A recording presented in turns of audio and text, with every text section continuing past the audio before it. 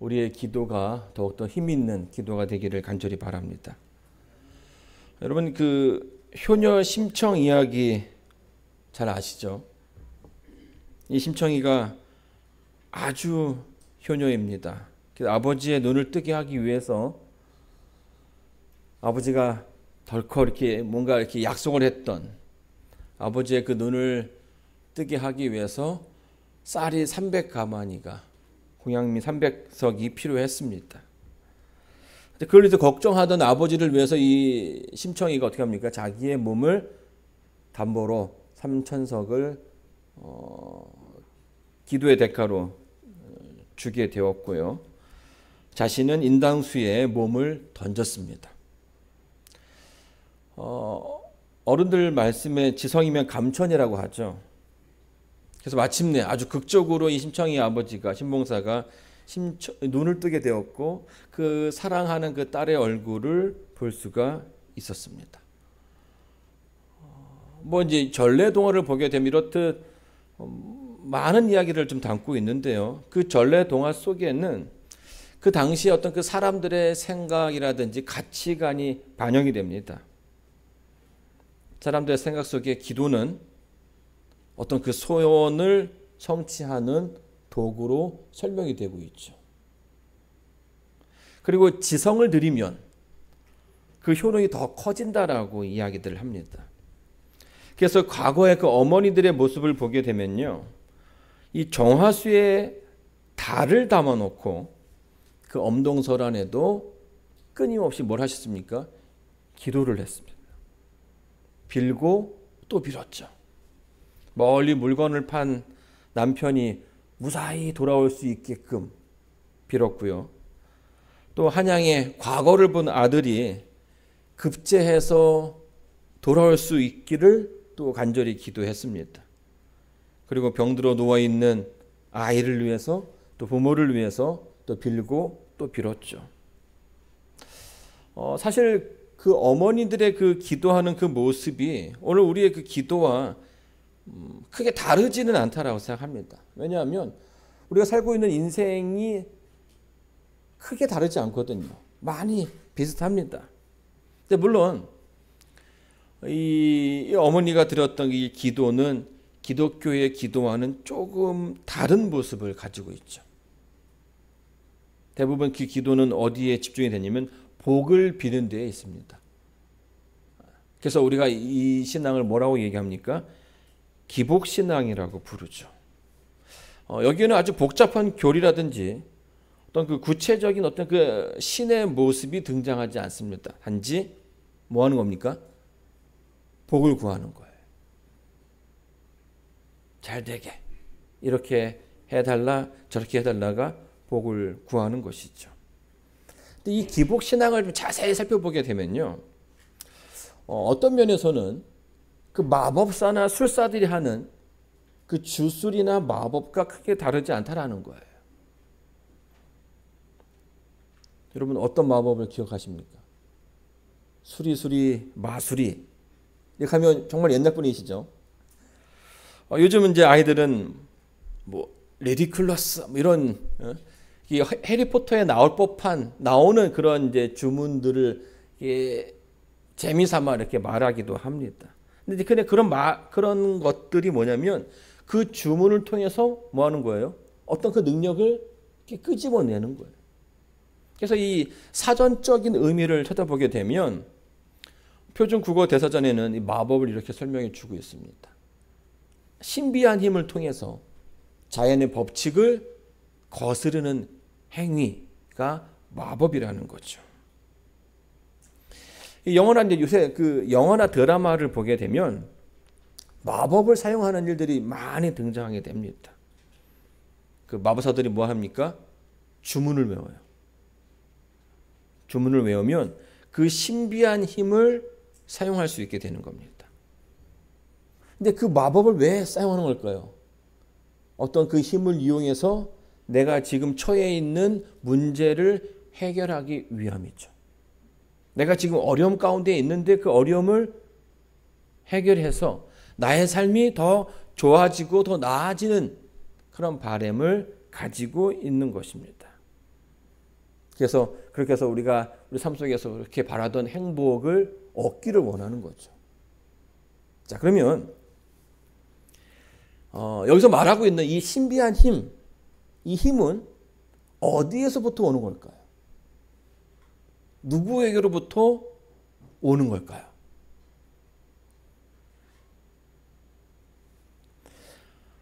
마법을 통해서 어떤 그 힘을 이끌어내는 것인데 그 힘의 주체가 누구인가? 여러분, 이게 굉장히 중요한 포인트입니다. 많은 사람들이요, 이 부분에 대해서 그렇게 크게 생각하지 않습니다. 별로 중요하다고 생각하지 않아요. 이것은 굉장히 중요한 문제입니다. 그저 이 마법사들은 그 주문을 통해서 그 힘의 주체가 누구인지 상관하지 않고 그 힘을 빌려 쓸 수 있으면 된다. 이런 생각을 가지고서 주문을 외우는 거예요. 근데 이런 비슷한 부분이 이 기복신앙에도 있다라는 거죠. 생각해 보면 이 복을 구하는 대상이 불분명합니다. 해님이 되기도 하고요, 달님이 되기도 하고 또 하늘님이 되기도 하는 거죠. 근데 이게 누구인지 이건 중요하지 않아요. 그저 복을 구할 수 있으면, 나에게 복을 줄 수만 있다면 상대는 신이 되는 것이고 우리에게 중요한 인물이 된다라는 거죠. 자, 여러분, 주는 사람이 누군지 몰라도 된다. 여러분들 아이들한테 그렇게 가르칩니까? 정말 누가 주든 나에게 좋은 거 주면 좋다, 이렇게 가르치지는 않죠. 우리가요, 이제 자녀들을 키울 때 항상 하는 말들이 있어요. 뭔가 아이들이 좀 이렇게 행동 반경이 커지고 스스로 뭐 자기 혼자 이제 움직이는 어떤 주체적인 그런 생활을 하기 시작할 때 이 부모들이 하는 말이 있어요. 뭐라고 얘기합니까? 뭘 가르칩니까? 어디 나가면 모르는 사람이 주는 거는 잘 받아 먹어라. 절대 먹지 말라고 얘기하죠. 네. 모르는 사람이 주는 거는 먹지 말라고. 따라가지도 말고 그 사람이 얘기도 하지 말라고 얘기를 합니다. 자, 그 이유가 뭘까요? 뭐 다들 아는 이유입니다. 세상이 그렇게 우리가 생각하는 만큼 좋지 않다라는 거예요. 최근에 인터넷 어떤 유튜버가 이태원을 방문하게 되었어요. 근데 이제 이태원 이제 실시간으로 이제 뭐 요새는 보니까 이제 자기가 어떤 그 식당에 가서 뭐 먹을 걸 먹으면서 실시간으로 이렇게 그 방송을 보는 사람들이랑 이렇게 교통을 합니다. 내가 지금 뭐 먹고 있는데 뭐 어디에 갔는데 어떤 메뉴를 뭐 시킬까 뭐 이렇게 이게 먹는데 맛있다 하면 또 사람들이 막 또 반응을 해주고 합니다. 근데 이제 이렇게 막 방송을 하고 있는데 이태원에서 정체 모를 한 외국인이 그녀에게 다가왔어요. 그리고 뭘 줬냐면 초콜릿을 주는 거예요. 근데 이제 보통 이렇게 방송하는 사람들은 굉장히 그 이미지를 중요하기 때문에 그 호의를 아주 잘 받았다라는 겁니다. 그런데 이제 초콜릿을 받아들였는데 사람들의 반응이 뭐냐면 절대로 먹지 말라고 얘기하는 거예요. 모르는 사람 아니냐. 먹으면 안 된다. 그래서 그 댓글이 계속 달리면서 이 여자가 갑자기 뭔가 좀 이렇게 싸한 기분이 들어서 초콜릿을 봤는데 초콜릿 안에 뭐가 있는 거예요? 이 구멍이 나 있는 거예요. 여기에 뭐가 들어있는 거예요? 이제 나중에 영상을 보게 되면 이렇게 딱 분질러 보니까 그 안에 뭔가 하얀 어떤 액체가 있었다라는 거예요. 그게 뭔지는 이제 뭐 먹어보진 않았으니까 모르는 거죠. 그래서 여자가 이제 다시 막 그 남자를 찾아 나갔는데 이미 사라진 지 오랜 거예요. 여러분, 낯선 사람이 준 것을 먹지 말라라고 하는 이야기는요, 단지 어린 아이들에게만 해당되는 시대는 아닌 것 같아요. 이제는 여자들에게도 그리고 남자들에게도 이건 이해가 되지 않는다라는 거예요. 이러한 사건들이 우리 주변에 상당히 많이 일어나고 있습니다. 뜻밖의 그 어떤 낯선 사람의 그 호의가 오히려 이 올무가 되어서 그 사람의 그 인생을 망치는 일들이 굉장히 많이 있고 뭐 뉴스라든지 각종 언론을 통해서 많이 보도가 된다라는 거예요. 여러분 아이들이 좋아하는 그 달콤한 사탕이 뭐가 될 수 있어요? 아주 무서운 미끼가 될 수 있는 겁니다. 이 낚싯줄의 지렁이처럼 그것을 덥석 무는 순간 뭐 하는 겁니까? 이제는 사랑하는 부모님을 볼 수 없게 될 수도 있다는 거예요.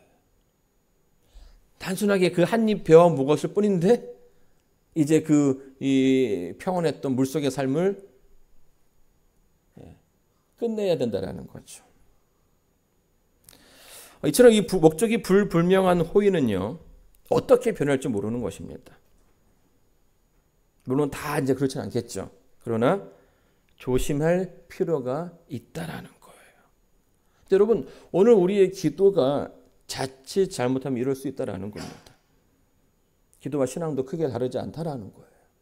많은 사람들이 그저 복을 향해 나아가는데 그 복을 주는 대상이 누구인지 모른 채 간다라는 것은 우리 인생이 어떻게 될지 모른다라는 것이에요.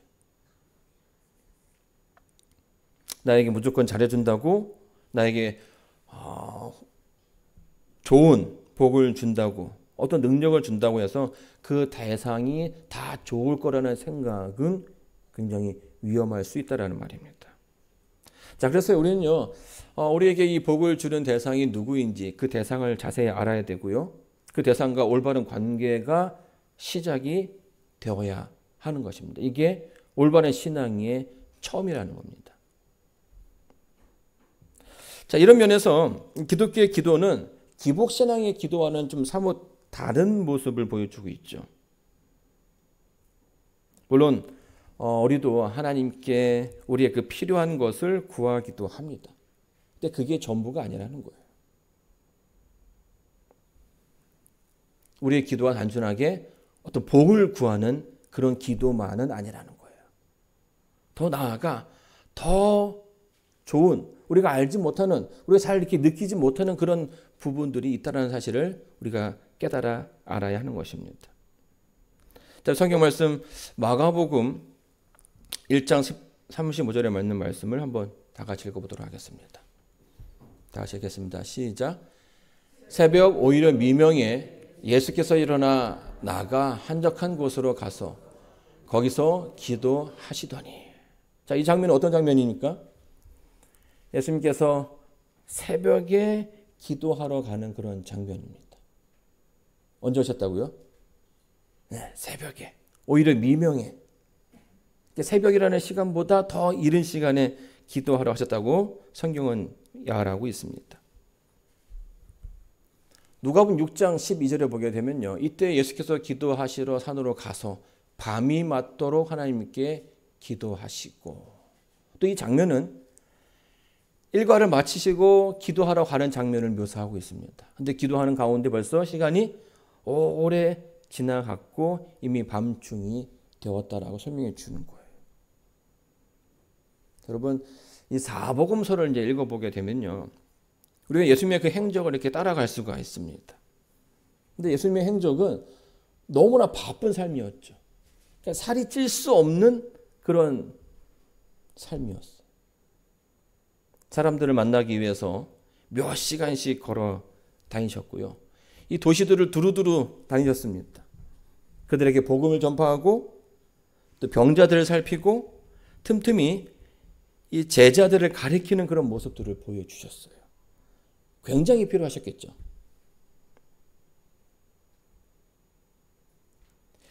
예수님의 그 피곤한 삶을 가장 잘 드러내는 그 장면이 저는 이 장면이라고 생각합니다.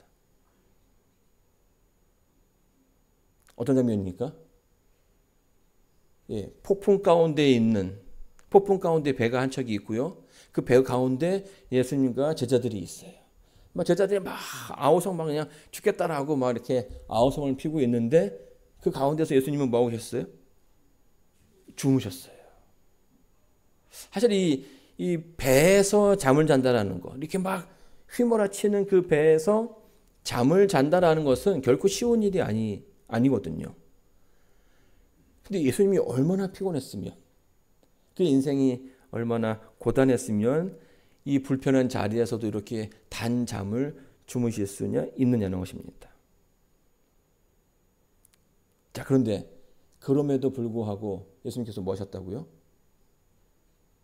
기도하셨다라는 거예요. 예수님께 기도하셨다. 새벽에 기도하시고 밤이 늦도록 기도하시고.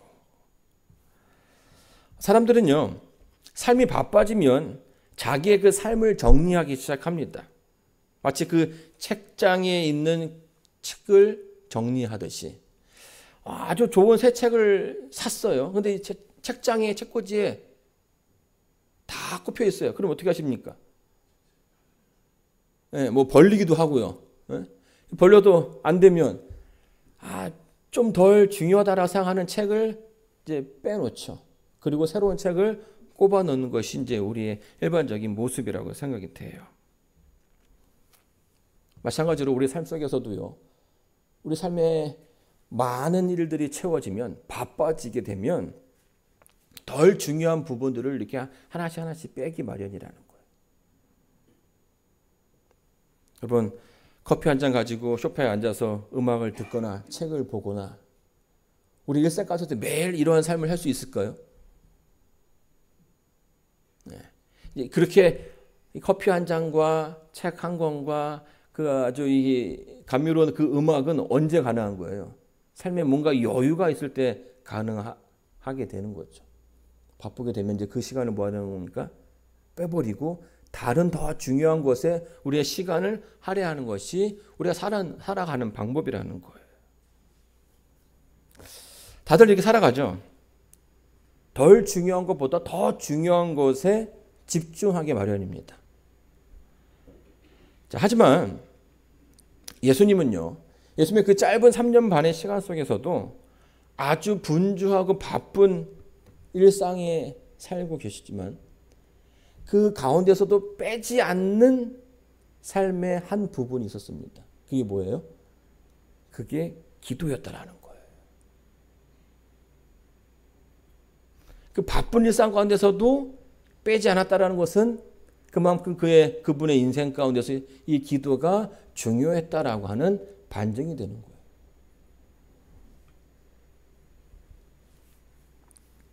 자, 이것은 우리만 느꼈던 것은 아닌 것 같아요. 예수님의 그 제자들도 예수님의 모습을 바라보면서 이제 그런 것들을 좀 느꼈습니다. 이렇게 피곤한데 저녁에도 기도하러 가시고 새벽에도 기도하러 가시는 거예요. 근데 여러분, 예수님은 어떤 분이십니까? 하나님의 아들이에요. 그리고 좀 더 이해하면 사실 예수님은 하나님이시죠. 그러니까 기도가 어떻게 보게 되면 필요 없는 분일 수 있는데 그분의 그 공생애 가운데 기도를 빼고서는 그분의 그 사역을 이해하기란 너무 어렵다라는 거예요. 제자들이 궁금해지는 거죠. 왜 기도하실까? 기도가 필요 없는 분 같은데 왜 기도하러 가실까?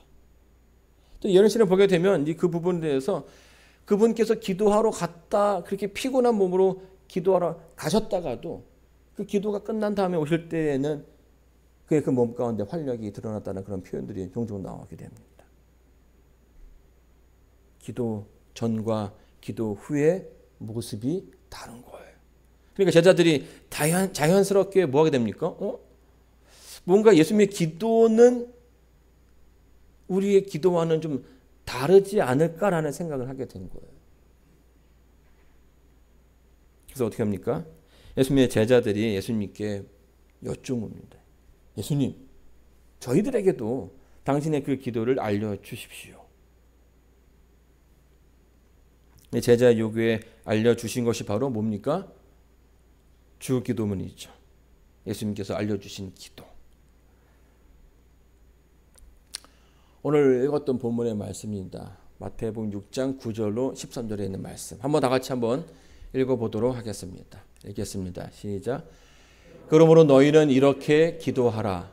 하늘에 계신 우리 아버지여, 이름이 거룩히 여김을 받으시오며 나라에 임하옵시며 뜻이 하늘에서 이룬 것 같이 땅에서도 이루어지리이다. 오늘날 우리에게 일용할 양식을 주옵시고 우리가 우리에게 죄 지은 자를 사하여 준 것 같이 우리 죄를 사하여 주옵시고 우리를 시험에 들게 하지 마옵시고 다만 악에서 구하옵소서. 나라와 권세와 영광이 아버지께 영원히 있사옵나이다. 아멘. 예수님의 기도는 사실 우리의 기도와는 좀 많이 다른 것 같죠. 예수님의 기도를 시작하시면서 우리의 시선을 우리가 그 바라는 그 축복에 맞추는 것이 아니라 우리가 기도하는 그 대상에 맞추고 있어요. 하나님의 이름이 세상에서 높임을 받기를 기도하는 거죠. 왜 이 문구를 가장 앞에 두셨을까요? 기도하면서 그분이 내가 기도하는 그분, 나의 그 기도에 응답해 주시는 그분이 누구인지를 생각하게 만들었다고 생각이 됩니다. 우리의 기도에 복을 구하거나 무언가 필요한 것을 구하는 것이 나쁘다라는 것은 전혀 아닙니다. 예수님께서도 이미 여기 보게 되면 이 주기도문 후반부에 일용할 양식을 위해서 기도하라고 얘기해 주셨어요. 그러니까 우리의 필요를 위해서 구하는 것이 나쁜 게 전혀 아닙니다. 자, 그런데 단지 우리의 그 시선을 단순하게 어떤 그 축복에만 맞추는 것이 아니라 그것을 그 기도에 응답해 주시는 대상이 누구인지 우리가 먼저 알아야 된다라고 얘기해 주는 거예요. 기독교의 기도는 단순하게 어떤 그 복을 구하는 것을 넘어서 그 관계가 무엇인지를 짚고 넘어가고 있습니다. 내가 기도하는 분이 누구인가? 어떤 분이신가? 여러분 기도하실 때 한번 그 부분에 대해서 좀 생각해 보시기 바랍니다. 내가 오늘 이것을 필요로 하고 있는데 내가 지금 기도하는 하나님은 나에게 어떤 분이신가? 그분이라면 나에게 무언가 필요할 것을 다 아실 텐데 나는 그럼 어떻게 기도해야 되는가? 이런 생각들을 좀 해볼 필요가 있다라는 거예요. 예수님은요, 하나님에 대한 소개를 할 때에 뭐라고 얘기하냐면 존경받을 만한 분이라고 설명해 주고 있어요. 그분은 우리가 믿을 만한 분이다. 그래서 좀 더 그 성경에 자주 언급되는 그 표현은 그분은 신실하신 분이라는 표현을 사용하고 있는 거예요. 여러분 이게 기독교의 기도가 다른 기도와 다른 이유입니다. 이 기독교의 기도는요, 항상 그 관계를 더 먼저 중요하게 여깁니다. 우리가 이 부분을 이해해야 올바른 기도가 나올 수 있고요. 또 이런 기도를 드릴 때에 우리의 신앙이 한층 더 성장해 갈 수 있는 겁니다. 이제 CCM이라고 하죠. 현대적인 기독교 음악을 이렇게 얘기하는데요. 한때는 이 CCM의 한 2000년을 이렇게 넘어가면서 CCM의 트렌드가 뭐였냐면 축복이었습니다. 축복. 그래서 여러분 다 아실 만한 당신은 사랑받기 위해 태어난 사람, 또 이렇게 축복의 통로, 야곱의 축복 등 대부분의 그 CCM 가수들이 어떤 그 하나님의 복을 노래했고요. 하나님께 주신 그 축복을 그들이 노래를 했습니다. 그런데 이렇게 보게 되면 그 트렌드가 그렇게 오래 가지 않았어요. 왜 오래 가지 못했을까요? 이유는 간단합니다. 세상이 그렇게 복된 그런 곳이 아니었다라는 거예요. 그들이 그 기대하는 만큼 그들이 원하는 그 축복이 그들의 그 삶 속에 없었다라는 겁니다. 여러분 아시는 것처럼 이 코비드-19 이후로 팬데믹이 시작되었죠. 팬데믹으로 많은 그 전 세계의 사람들이 어려움 가운데 있게 되었습니다. 고통에 신음하게 되었죠. 건강의 문제, 또 경제적인 문제, 또 어떤 사회 양극화, 여러 문제들이 있었고 팬데믹이 끝났음에도 불구하고 그런 문제들이 계속해서 우리의 그 삶 가운데 있었죠. 그러고 있습니다. 어렵다라는 얘기들이 우리의 그 뉴스라든지 그런 매체를 통해서 많이 들어온다라는 거예요. 근데 이러면서 뭘 깨닫게 됐냐면 우리의 삶이 결코 축복으로만 채워지지 않는다라는 거예요. 좋은 일로만 있지 않다라는 거죠. 그 가운데 현실과 기대의 어떤 그 큰 차이를 발견하게 됩니다. 여러분, 이 차이가요, 그들의 그 열기를 식히기에 충분했다라고 생각합니다. 그들이 원하는 것, 그들이 기도하는 것을 얻을 수 없으니 거기에 실망한 사람들은 다른 곳으로 눈을 돌릴 수밖에 없는 거예요. 그래서 어쩌면 오늘날 기독교의 인구가 점점 감소하고 있는 이유 중에 하나도 이제 그런 이유가 있을 거라고 생각이 됩니다. 여러분, 이런 것은요, 잘못된 가르침을 가리키면 결국 이것이 우리의 신앙에 나쁜 영향을 미칠 수밖에 없습니다. 성경은 결코 우리 인생이 축복으로만 가득 찬다라고 이야기해주고 있지 않거든요. 예수님의 기도도 그것을 이야기해주고 있지 않아요. 제가 이제 어릴 적에 그 피아노학원을 좀 다닌 적이 있는데요. 한 번은 이제 선생님한테 굉장히 크게 혼난 적이 있어요. 근데 이제 그 학원은 피아노를 가르치지만 만화책이 굉장히 많았어요. 그래서 막 이렇게 네. 아마 이제 그 만화책이 또 아이들을 이렇게 피아노 학원에 다니게 하는 어떤 그 중요한 매개가 됐다라고 생각하는데요. 항상 그 달에 나오는 만화책들을 이렇게 앞에다가 이렇게 꼽아둡니다.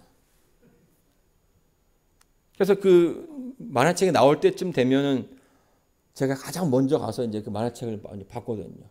근데 뭐 아이들에게 할애할 수 있는 시간이 이렇게 많지 않잖아요.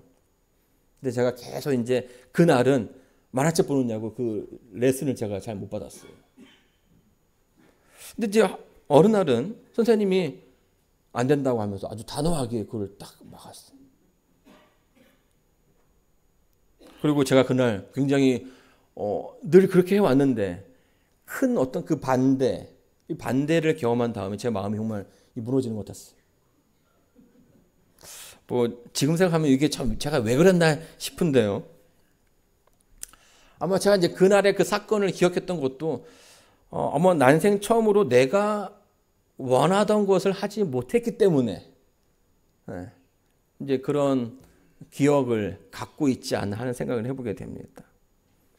세상이 내 뜻대로 되지 않을 수 있다는 것을 배우게 된 거죠.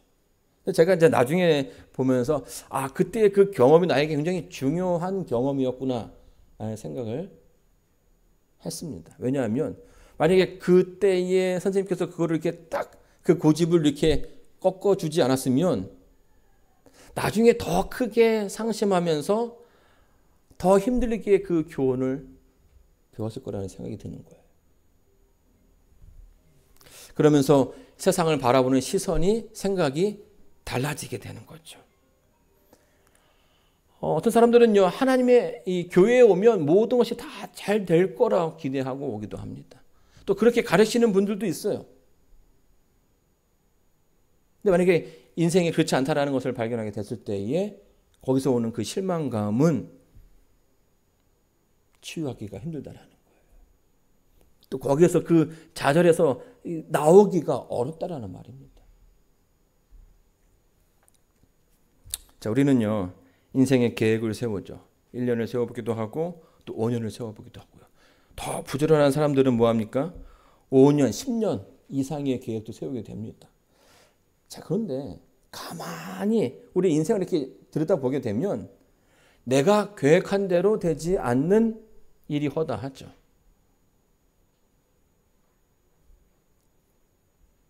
인생이 내 뜻대로 되지 않을 때가 많다라는 거예요. 자, 이것은 내가 노력이 부족하다는 얘기가 아니에요. 변수가 워낙 많이 있기 때문에 계획대로 되지 않는 것은 당연하다라는 거예요. 우리 인생에 너무나 많이 일어나는 그런 일인 거죠. 근데 이 사실을 알고 시작하는 것과 모르고 시작하는 것에는 큰 차이가 있는 겁니다. 샌프란시스코에 제가 이제 샌프란시스코에 산다고 하니까 주변에 손님들이 참 많이 와요. 그러면 이제 다 어떻게 합니까? 이제 가서 또 구경을 또 시켜줘야 되거든요. 근데 오시는 손님들이 하나같이 하는 말씀이 있어요. 샌프란시스코 왜 이렇게 추워? 다들 뭐 입고 옵니까? 반팔에 반바지를 입고 옵니다. 왜냐하면 이 캘리포니아 여름이 굉장히 덥다라는 그 소식을 다 알기 때문에 하나같이 올 때는 반팔에 반바지를 입고 와요. 그런데 샌프란시스코에 가면 그 가방에서 뭐 하나 거칠 거 없을까 막 이렇게 찾느냐 바쁘죠. 여름이 가장 추운 지역이라고 얘기합니다. 너무 추워요. 그래서 막 감기에 걸리는 경우도 있어요. 자, 그런데 샌프란시스코에 사는 사람들은 좀 어때요? 달라요. 딱 보면 저 사람은 관광객이구나. 저 사람은 여기에 사는 사람이구나를 구별할 수 있습니다. 관광객들은 다 뭐예요? 다 아주 간단한 옷차림인데 거기에 이제 살고 있는 사람들은 다 긴 팔에 긴 바지에 그리고 하나 이 겉옷이라도 하나씩 다 들고 다니는 겁니다. 왜요? 이미 여기에 날씨를 다 알기 때문에 뭐 하는 거예요? 거기에 대비하고 살아간다는 겁니다. 이 잘못된 기대만큼 냉정한 현실이 사람들을 더욱더 강하게 만드는 것은 없습니다. 잘못된 기대보다 냉정한 현실이 사람들을 더욱더 강하게 만드는 거죠. 우리 인생에 때로는 그 롤러코스터처럼 정처리를 못하게 하는 그런 일들이 많이 일어나게 되지만 이때에 필요한 게 뭐냐면 하나님이 어떤 분인가를 아는 거예요. 우리에게 올바른 관계가 필요하다는 겁니다. 하나님과 나의 그 관계, 그분을 그저 복을 주시는 분이라고만 생각해서는 안 된다는 거예요. 가끔씩 하나님을 이제 ATM 기계로 생각하시는 분들이 계셔요. 그분께 가면 다 이렇게 내가 원하는 걸 다 줄 거라 기대하시는 분들이 있죠. 내가 지금 기도하는 하나님이 내 기도를 들으시는 분이 어떤 분인지 예수님이 이제 그 부분에 대해서 끊임없이 강조하는 거예요. 그분은 좋은 분이시다. 그분은 나를 사랑하는 분이시다. 나를 너무나도 잘 아는 분이시다. 그러니까 뭐 하지 말라는 거예요? 걱정하지 말라는 거죠. 때로는 우리의 기도가 내가 원하는 대로 그 응답되지 않는다 할지라도 그 가운데서 두려워할 필요, 걱정할 필요가 없다는 것입니다. 아이들에게 엄마의 존재란 모든 것이 진짜 전부이죠. 태어나면 모든 걸 다 제공받습니다. 뭐 도리도리부터 시작해가지고 먹을 것, 입을 것, 졸리면 재워주고 재미없으면 재밌게도 해주죠. 근데 그러다 보니까 아이들에게 엄마의 존재는 전부일 수밖에 없어요. 그래서 이제 아이의 눈에 엄마가 보이지 않으면 어떻게 됩니까? 불어내기 시작하는 거예요. 그럼 뭐 울죠. 그래서 바쁜 엄마들은요 화장실도 잘 못 가요. 근데 아이가 이제 훌쩍 커버리면 이 아이의 그 생각뿐만 아니라 아이의 그 가치관도 변하게 됩니다. 이제 더 이상 엄마가 눈에 보이지 않아도 잘 살아가요. 근데 이거는 엄마를 잃어버린 게 아니라 뭘 아는 겁니까? 내가 보이지 않지만 우리의 삶 가운데 이 주변에 살고 계시다는 것을 알기 때문에 두려워하지 않는 것입니다. 이 볼 수 없는 것과 존재하지 않는 것은 차이가 분명히 있죠. 물질적인 필요가 채워지지 않더라도 그분의 존재만으로도 우리는 그 가운데 안정감을 느끼고 평안함을 느끼는 것입니다. 유일하게 내 편인 세상에서 평가받고 실수하면 외면당하지만 어머니는 실패도 나를 조건 없이 사랑한다는 것을 알기 때문에 그분의 존재가 우리에게 위로가 되고 용기가 되는 거예요. 자, 그렇기 때문에 나이가 들어가면 들어갈수록 그분의 그 존재를 더욱더 그리워하게 되는 거죠. 나에게 물질적인 필요를 제공해 주시는 것은 아니지만 그럼에도 그 가운데 쉼이 있고 위로가 있는 것입니다. 기도는요, 그렇게 우리의 아버지를, 우리의 어머니를 찾아가는 그런 모습을 이야기해 주는 거예요.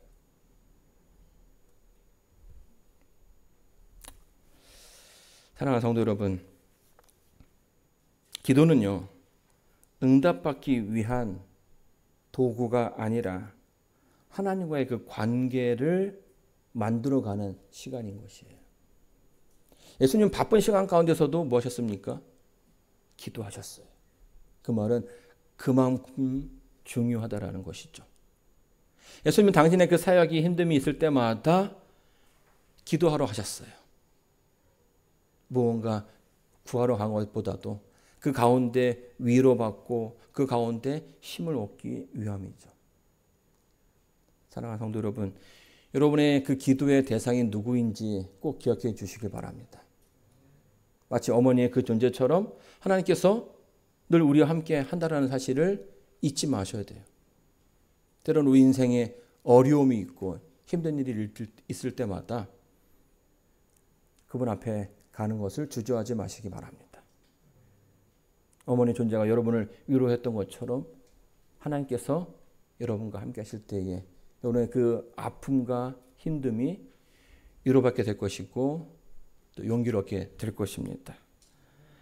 우리의 기도 가운데 더 큰 능력을 얻게 되며 또 하나님의 그 축복이 있게 되기를 바라면서 오늘 말씀을 마치도록 하겠습니다.